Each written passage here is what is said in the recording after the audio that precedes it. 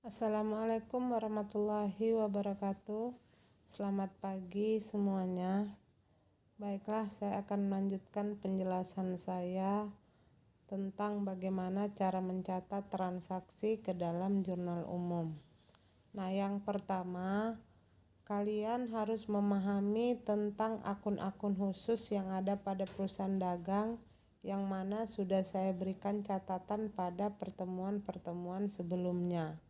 Akun khusus pada perusahaan dagang itu ada 9, yaitu yang pertama pembelian jika bertambah letaknya di debit, penjualan jika bertambah letaknya di kredit, retur pembelian jika bertambah letaknya di kredit, retur penjualan jika bertambah di debit, potongan pembelian bertambah di kredit, potongan penjualan bertambah di debit, beban angkut pembelian, beban angkut penjualan, dan persediaan barang dagangan jika bertambah letaknya di debit.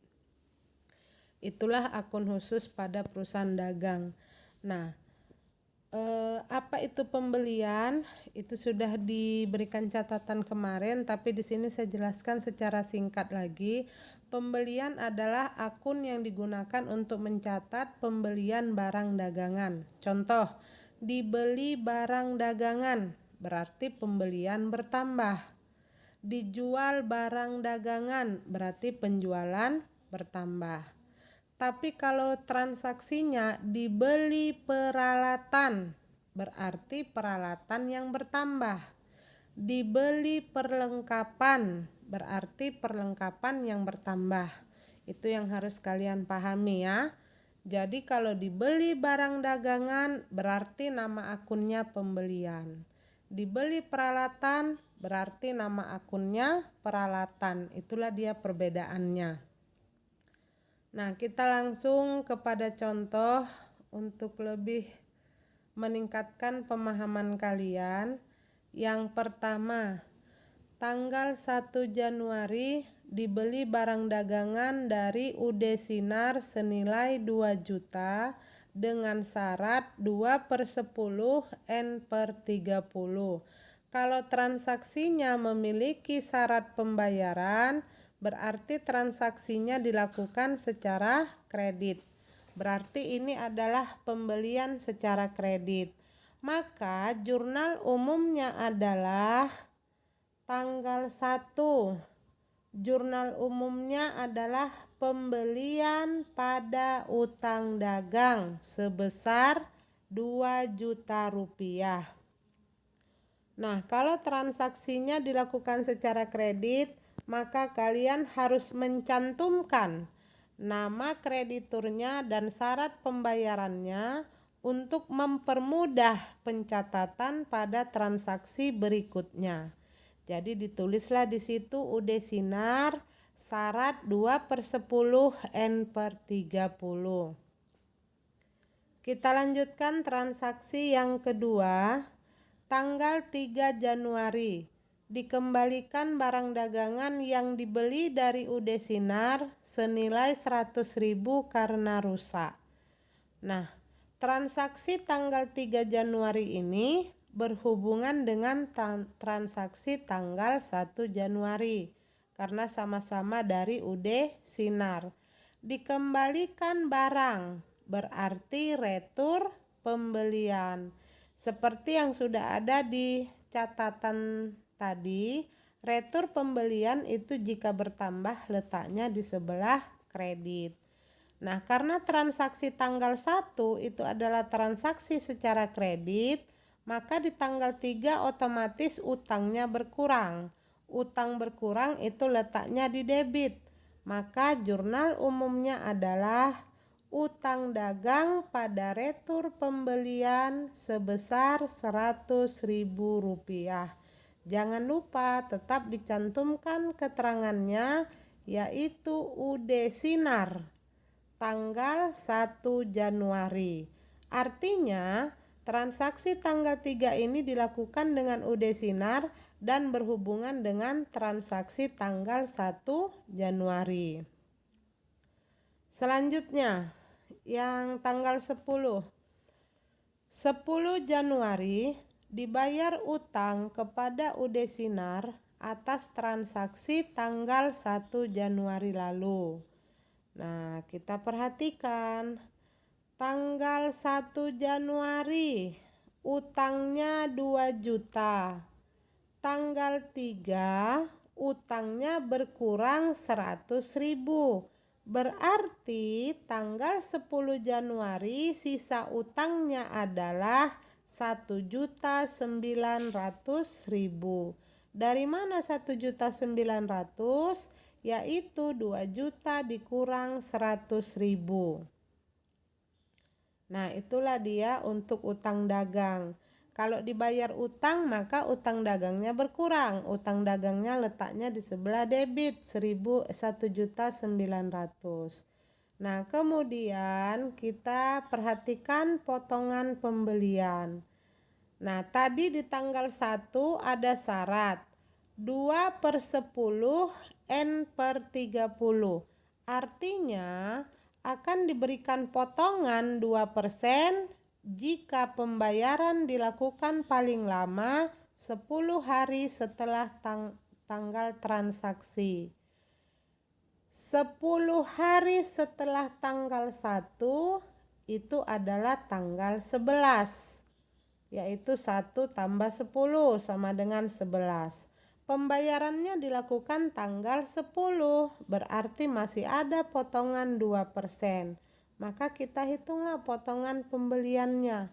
2% dari 1.900.000, yaitu 19 kali 2 sama dengan 38.000.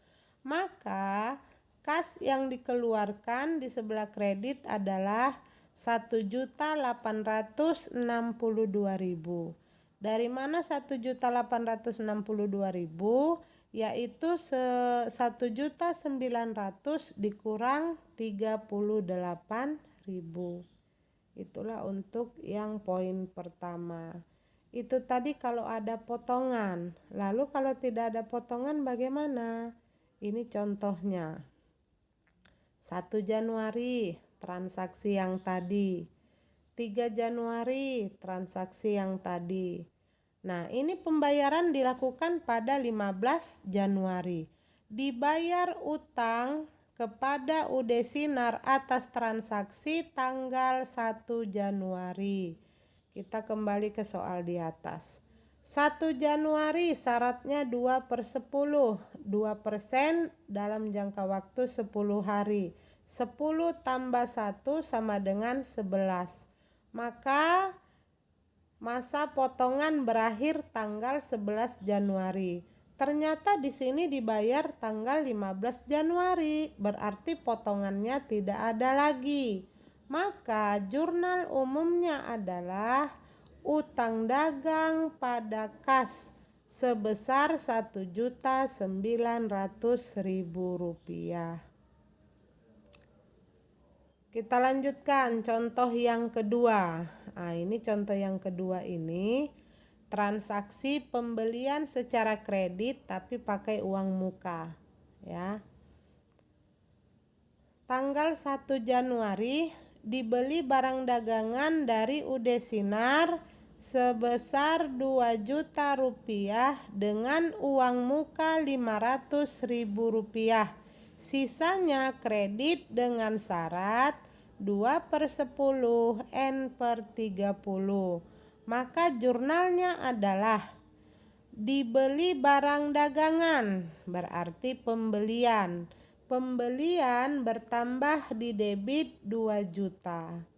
Dengan uang muka, berarti kas. Kas berkurang di kredit 500.000. Sisanya adalah utang dagang. Utang dagangnya sebesar 1.500.000. Dari mana 1.500.000? Yaitu dari 2 juta dikurang 500.000. Jangan lupa keterangan transaksi UD Sinar 2/10 N/30. Kemudian tanggal 10 Januari dibayar utang kepada UD Sinar atas transaksi tanggal 1 Januari. Nah, ini enggak ada returnya ya. Utang tanggal 1 Januari 1.500, berarti utang di tanggal 10 sama besarnya, yaitu 1.500. Utang berkurang letaknya di sebelah debit. Syarat 2/10, 2% dalam 10 hari. Di sini tanggal 10 berarti masih ada potongan. Potongan pembelian 2% dari 1.500.000, yaitu 2%, 2 kali 15 sama dengan 30. Maka kasnya adalah 1.470.000. Sumbernya adalah dari 1.500.000 dikurang 30.000. Contoh tanpa potongan. Nah, ini tadi sama. Transaksinya 1 Januari, dibeli 2 juta dengan uang muka 500, sama tadi ya. Nah, tanggal pembayarannya yang berbeda. Kalau yang tadi dibayar tanggal 10, di sini dibayar tanggal 15, berarti tidak ada lagi potongan karena sudah lewat. Maka jurnal umumnya adalah utang dagang pada kas sebesar Rp1.500.000. Kita lanjutkan yang kedua, yaitu transaksi yang berpengaruh terhadap penjualan. Tanggal 5 Januari dijual barang dagangan kepada Tuan Dirman senilai Rp3 juta dengan syarat 2/10 N/40. Seperti yang sudah saya katakan tadi, setiap transaksi yang memiliki syarat pembayaran, maka transaksi itu dilakukan secara kredit. Nah, kalau penjualan secara kredit, maka jurnal umumnya adalah tanggal 5, piutang dagang pada penjualan sebesar Rp3 juta, di mana piutang dagangnya di debit, penjualannya di kredit. Nah, keterangannya di situ, Tuan Dirman syarat 2/10 N/40. Tanggal 7 Januari diterima pengembalian barang dagangan dari Tuan Dirman senilai 200.000 karena rusak. Nah, pengembalian barang itu adalah retur. Kalau pengembalian barang yang dijual berarti namanya retur penjualan. Maka jurnal umumnya adalah retur penjualan pada piutang dagang. Keterangannya Tuan Dirman tanggal 5 Januari. Artinya transaksi tanggal 7 Januari ini berhubungan dengan tanggal 5 Januari. Kemudian yang ketiga, tanggal 15 Januari diterima pelunasan tagihan dari Tuan Dirman atas transaksi tanggal 5 Januari. Nah, kita perhatikan pelunasan tagihan itu adalah piutang dagang. Jadi tagihan itu sama dengan piutang dagang. Atas transaksi tanggal 5, maka kita kembali ke tanggal 5. Nah, tanggal 5 piutang dagangnya di debit 3 juta. Tadi tanggal 5 berhubungan dengan tanggal 7. Tanggal 7 piutang dagangnya di kredit 200.000. Berarti sisa piutangnya adalah 3 juta dikurang 200.000 sama dengan 2.800.000. Itulah untuk tanggal 15 Januari. Jadi 15 Januarinya piutang dagangnya di kredit 2.800.000. Kemudian syarat pembayaran. Transaksi tanggal 5, syarat 2/10. Potongan diberikan 2% dalam kurun waktu 10 hari.